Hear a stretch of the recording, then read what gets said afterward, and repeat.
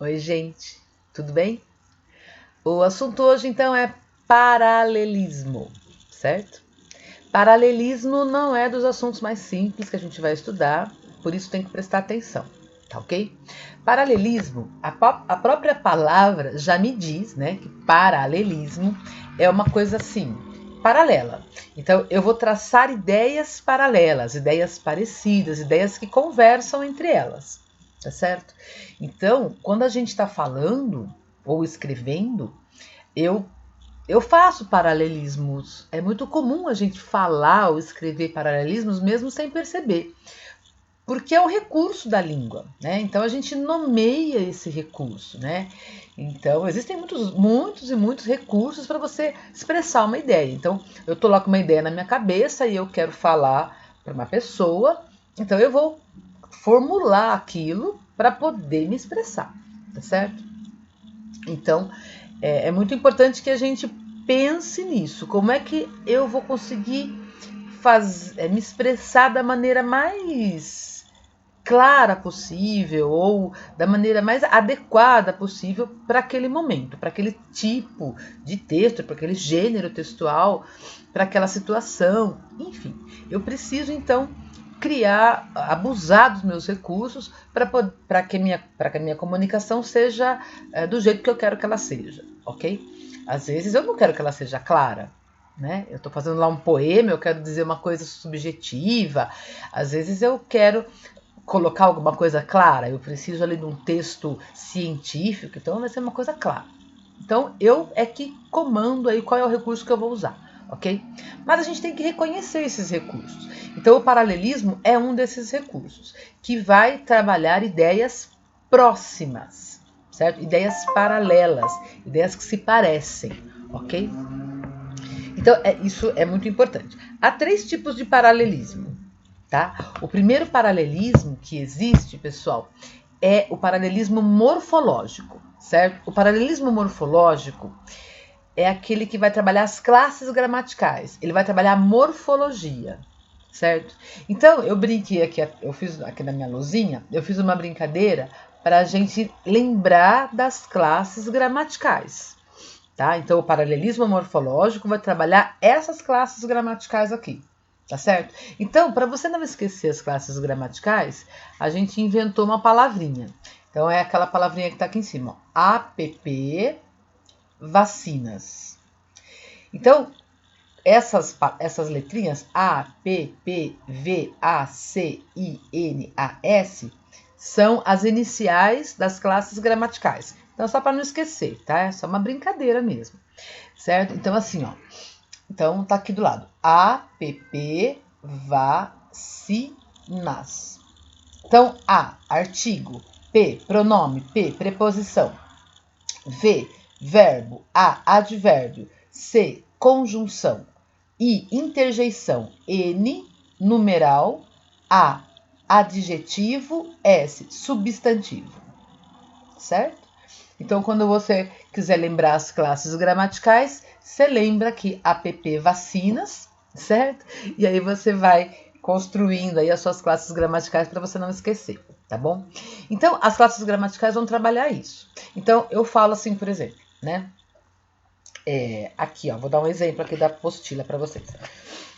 A amizade intensifica-se pela alegria, substantivo. Presença, substantivo. Cuidado, substantivo. Proteção, substantivo. De um para com o outro. Então, eu coloquei várias palavras, vários substantivos paralelos e eu formei aí um paralelismo. Agora, imagina se eu colocasse no lugar de um substantivo, eu colocasse uma outra coisa que não fosse um substantivo. Então, eu colocasse assim, por exemplo, ó, a amizade intensifica-se pela alegria, presença, cuidado, protetor de um para com o outro. Protetor? Protetor é um adjetivo. Então, nesse caso, a frase ficou estranha e eu quebrei o paralelismo. Então, o paralelismo estava bonitinho na primeira frase, né? Alegria, presença, cuidado, proteção. Tava ótimo. Houve aí um paralelismo com os substantivos, portanto eu tenho aí um paralelismo morfológico. Mas se eu colocar ali alegria, presença, cuidado, protetor, esse protetor é adjetivo, quebrei o meu paralelismo. Então, a frase dá para entender? Né? Não ficou muito boa, não. Dá para entender? Dá, mas ela não está bem construída, entende? Ela está ruim, né? Estruturalmente ruim, certo? Então, não basta, dá para entender. Não é assim. A gente tem que construir direitinho o texto, certo? Quanto mais a gente coloca aí o nosso esforço na construção de um texto, na estrutura dele, mais claro ele vai ficar e eu vou atingir os objetivos que eu quero com aquele texto, que é a comunicação plena, tá certo? Que tipo de público vai aquele texto, né? Para quem eu estou escrevendo, tudo isso é muito importante, tá? Então esse é o paralelismo morfológico, eu trabalho com as classes gramaticais. Aí tem o paralelismo sintático. Sintático está ligado à sintaxe. Sintaxe é quando a gente busca as funções dos termos, das palavras, funções, ou da própria frase, certo?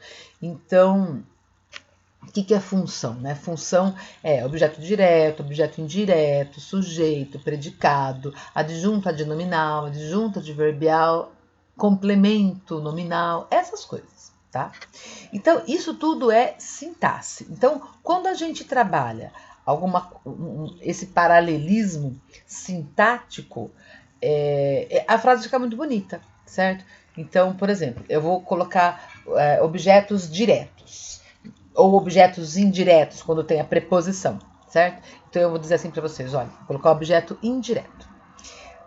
Eu gosto de doce, de bolo, de chocolate, de creme, de baunilha, sei lá. Eu gosto. Então, olha só, o que eu fiz aí, né? Eu coloquei vários objetos indiretos a partir do verbo gostar. Então, eu tenho aí o quê? Um paralelismo sintático, certo? A apostila traz pra gente um paralelismo sintático assim, ó. A chegada do verão transformou não só a rotina, mas também, ou como também, trouxe inspiração. Então, nesse caso, a gente tem aí duas frases, certo? Que trabalham a mesma ideia, né? E elas estão colocadas a partir de uma conjunção, tá? Qual que é a conjunção? É uma locução conjuntiva, né? Que é o não só como também, tá? Então, essa expressãozinha aí, não só como também, que a gente chama de locução conjuntiva, que tem a função de uma conjunção, ela vai trabalhar o paralelismo de uma frase. Então é muito importante eu conhecer esses termozinhos, tá? Nós vamos estudá-los com um pouco mais de afinco, né, nas orações subordinadas, que até é um assunto que vocês já devem ter visto isso, mas a gente consegue trabalhar isso com mais propriedade, né? Quando a gente trabalha esse paralelismo, porque daí é tipo assim, eu sei para que eu estou usando aquilo, né? Eu sei para que serve aquilo. Eu aprendi, eu sei que o não só, mas também, ou não só, como também, é uma locução conjuntiva, professora, mas eu nunca imaginei que isso fazia um paralelismo. Pois é, isso faz um paralelismo, tá certo? Agora, quando eu estou falando de paralelismo semântico, eu estou falando do paralelismo do significado. Então, quando eu falo de significado, eu falo de sentido, né? Então, isso é semântica. Então, no paralelismo semântico, a gente vai trabalhar o significado. Então, por exemplo, eu falo assim para vocês.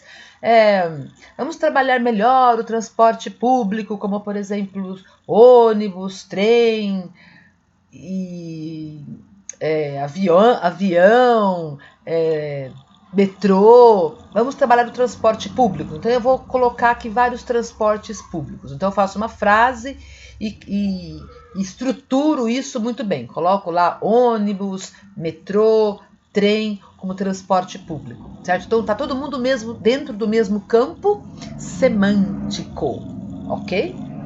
Agora, se eu falo assim, ônibus, metrô, trem e hot dog. Professora, como assim? Eu faço uma frase e coloco ônibus, metrô, trem e hot dog. Tem alguma coisa que tá errada aí, né? O sentido não tá sem sentido, professora. Tá sem sentido, tá certo? Mas às vezes a gente faz isso meio sem querer. Quer ver um exemplo que você pode passar despercebido por você? Isso que eu falei agora, esse meu exemplo, é meio radical, assim. Para você fazer essa cara assim de, ai, nada a ver, professora. É isso mesmo. Agora, olha um exemplo de também paralelismo semântico que você podia falar assim, talvez eu não percebesse. E aqui, gente, tem um problema também, tem uma quebra no paralelismo. Olha a frase. Ele era perito em fazer pipoca, bolo, gelatina e guerra de travesseiros.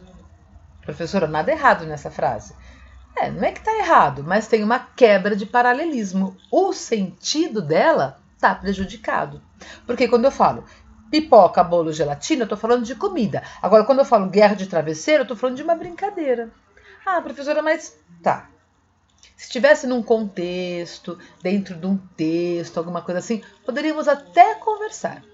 Mas essa frase solta aqui, do jeito que ela tá exemplificando pra gente a quebra de um paralelismo, tá certo? Então eu não posso pensar, assim, eu não posso achar que o meu leitor ou o meu ouvinte vai entender tudo que eu tô falando do nada. Então, se eu tenho uma única frase, essa única frase precisa estar muito bem estruturada, porque senão ela vai gerar dúvida, tá certo? Mas se ela estiver dentro de um texto, se ela estiver dentro de um contexto, se for a fala de um personagem, aí vai estar ali dentro do contexto, você vai conseguir entender melhor. Mas você vai saber que aquele personagem... Você entendeu o que ele falou, mas você vai saber que ele tem uma quebra de paralelismo. Entende? Então, assim, o importante é que você olhe para um texto e perceba assim... eu entendi essa frase, mas aqui tem uma quebra de paralelismo. As ideias não estão ligadas, elas não estão... eu não consigo percebê-las com esse cuidado que eu deveria perceber aqui. Né? Eu vejo aqui um problema, mas não sei qual é. Mas se você conhece, vai dizer assim, eu vejo aqui um problema e sei qual é. É paralelismo. Houve aqui uma quebra de paralelismo. Tá certo? A gente vai estudar isso, tem exercícios, daí a gente vai fazer os exercícios, vai tirar as dúvidas e vocês vão ficar peritos em paralelismo. Tá ok? Tchau, gente. Um beijo, cuidem-se. Até mais.